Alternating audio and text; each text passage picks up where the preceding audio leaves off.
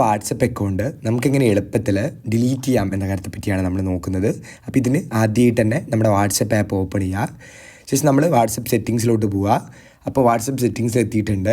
അപ്പോൾ ഇവിടെ നമുക്ക് കൃത്യമായിട്ട് അക്കൗണ്ട് എന്നുള്ള ഏരിയ കാണാനായിട്ട് കഴിയും. നമ്മൾ ജസ്റ്റ് അതിലൊന്ന് ടാപ്പ് ചെയ്ത് കൊടുക്കുക.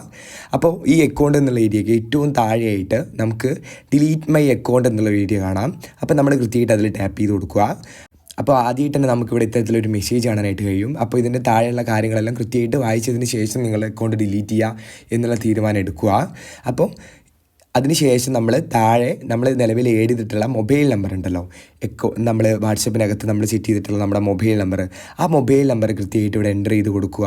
അതിന് ശേഷമാണ് താഴെയുള്ള ആ റെഡ് കളറിലുള്ള ഡിലീറ്റ് മൈ അക്കൗണ്ട് എന്നുള്ള ഏരിയയിൽ ടാപ്പ് ചെയ്ത് കൊടുത്താൽ നമ്മുടെ അക്കൗണ്ട് കൃത്യമായിട്ട് തന്നെ ഡിലീറ്റ് ആയി പോകുന്നതാണ്.